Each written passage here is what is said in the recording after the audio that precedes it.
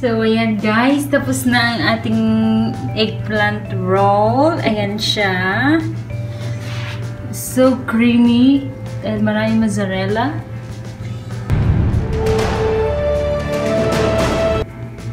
Hello guys! Welcome back to my channel again! It's me, Simply Dolls here. Mayroon tayong guys, nanda ko dito. Gagawa tayo ng eggplant roll. So, this is it guys. Yung naalala niyo yung ginawa kong spread ng eggplant roll. Ito siya. So, ayan po ang ating ipapalaman sa eggplant roll.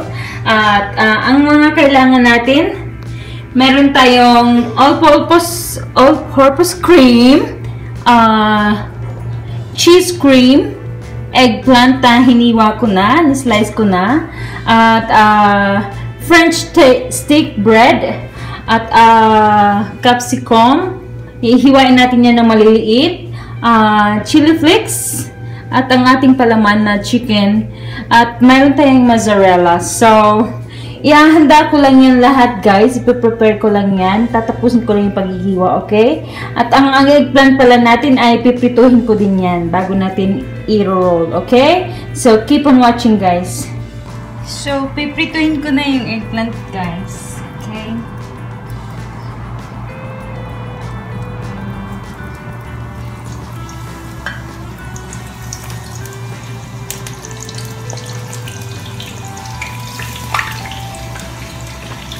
Bali, palalambutin lang natin yung eggplant para ma-roll siya. So, hindi talagang cook na cook. Yung half cook lang, parang half cook, okay? So, ayan guys, luto na ang ating eggplant. Ganito lang guys, ang pagluto niya. Diba? Malambot na siya. So, mag-roll na tayo ng eggplant. So, haluin ko muna tong cream.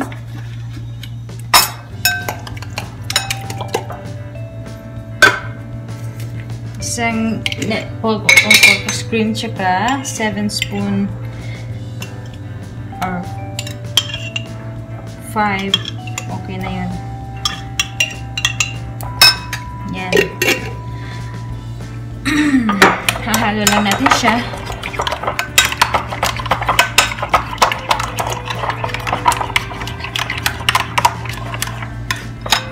Ito yung ating lalagay sa ibabaw guys.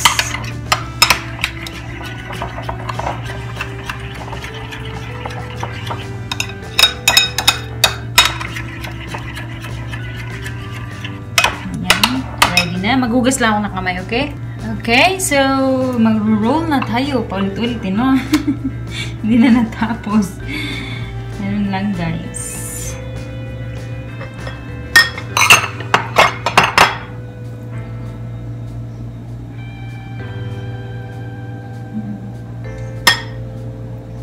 Kita nyo ba, guys? Kita nyo ba aking ginagawa? Ganyan lang siya, guys. Okay. So, that's it. Okay. Ilalagay natin dyan.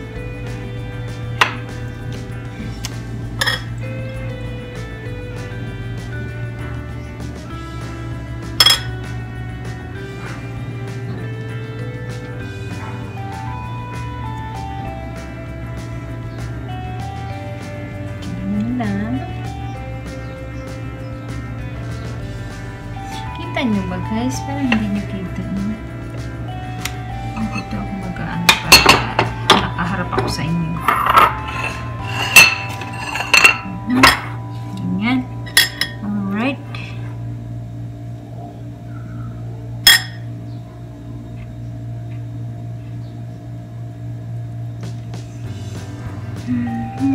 Ganito lang guys ang ginagawa namin noon.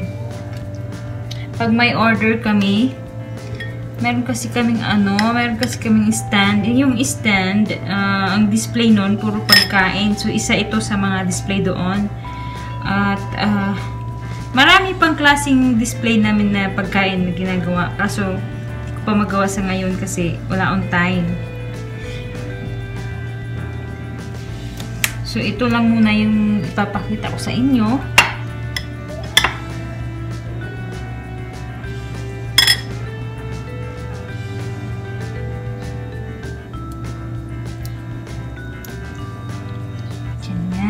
Diba lumambot na yung eggplant kasi pinirito natin siya. Init. Init guys, mainit. Pinatulo ko siya doon kasi mainit. May mantika.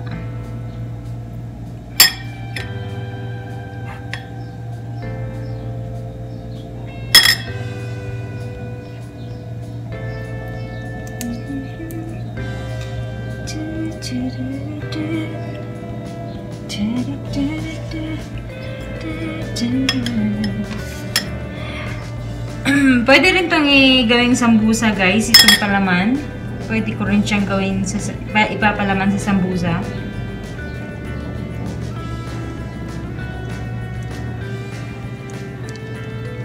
Kainit. Ang init guys, ang init.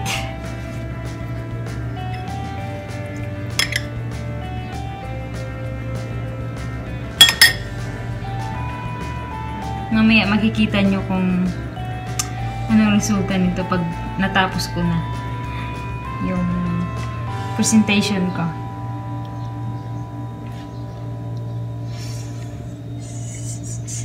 Init.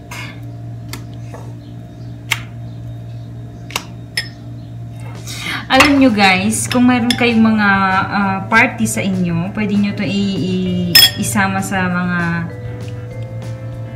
pagkain nyo.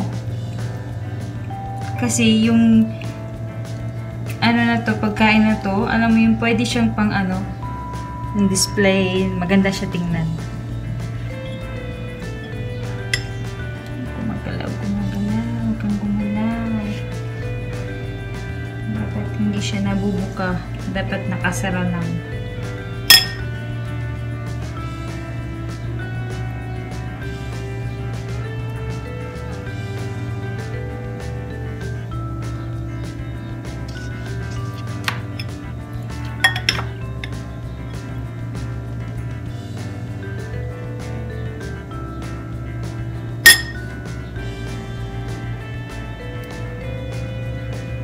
10 pieces lang yung ginawa ko guys kasi kami lang naman ni Baba ang kakain, no?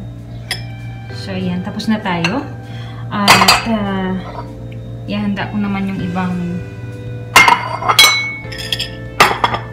hugas lang ako ng kamay guys. Wait.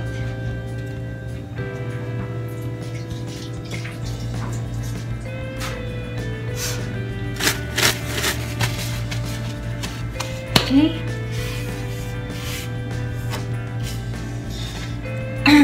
Itong bread na to guys, ito siya yung ginamit ko. Yung French bread, yung mahaba na matigas na. Ito siya. Hiniwa-hiwa ko lang. So, ang gagawin natin is maglalagay tayo ng cream. Kasi isasali natin siya sa pagluto. Ang pagluto nito guys, hindi natin kailangan lagi tayo nakatingin kasi masusunog siya na mabilis. So, kailangan nakabantay kasi patutunawin lang naman natin yung mozzarella cheese.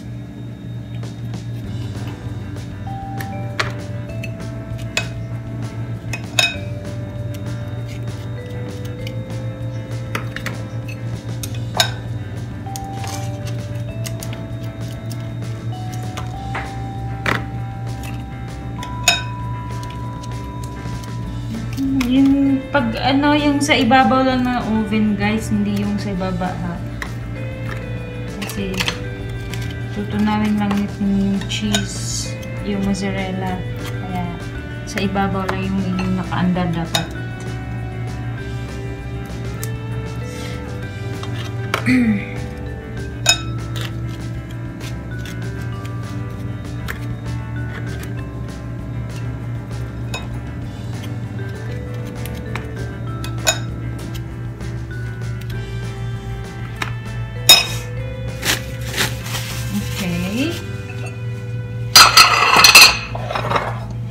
Ngayon,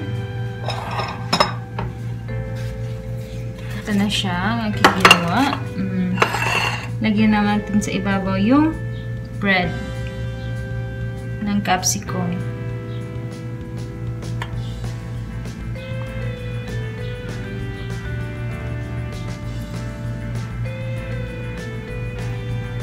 Padami yung gawa ko, guys. Okay lang yan. Lalagay ko na lang sa salad yung iba.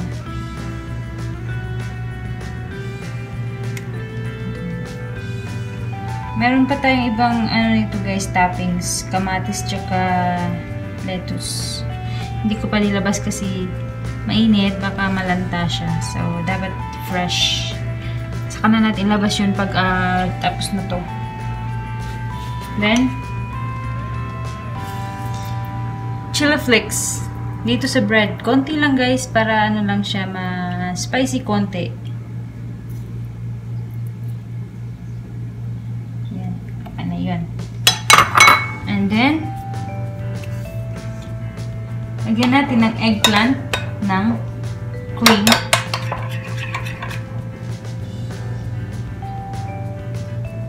Sa ibabaw. Kita nyo ba?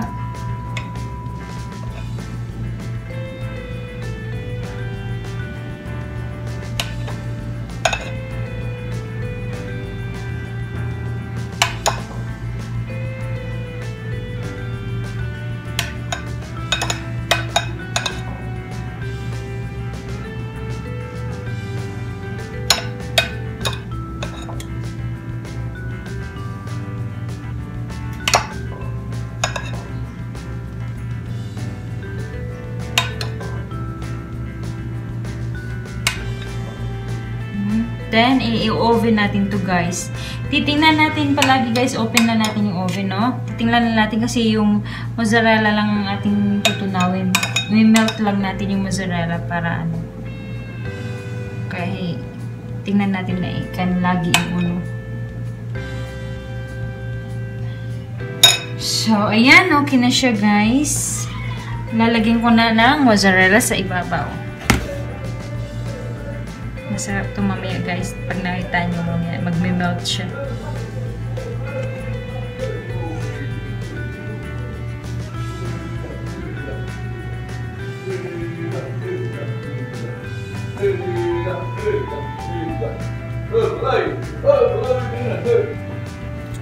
So, itong ginawa ko, guys, ito yung pang-toppings natin. Luto na, guys. So, tapusin ko lang to. Ilalagay na natin yon. Decoration to, guys, sa ibabaw. So, ayan, guys. Luto na ang ating eggplant roll. Magde-decorate na, guys. Dandahan lang kasi medyo madikit. So, kailangan hindi masira. Okay.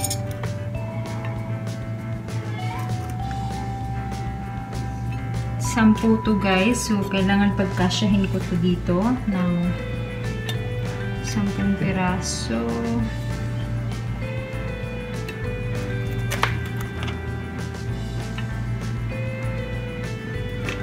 So, kailangan magkasya.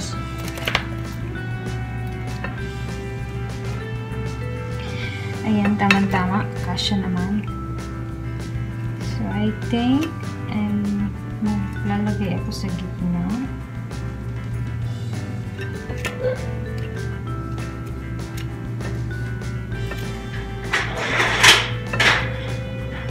Maganda siya, no?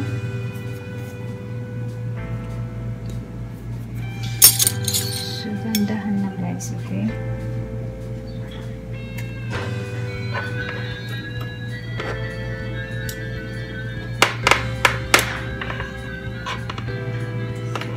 Kailangan hindi masira, guys. Okay. So, ganyan ang itsura niya, guys. Pag nilagay na natin. Pagkat, hindi na. Yan. Ganyan siya, guys. Babalikan ko kayo mamaya, okay? So, ayan, guys. Tapos na ang ating eggplant roll. Ayan siya. So creamy. Dahil maraming mozzarella. Okay. Thank you for watching.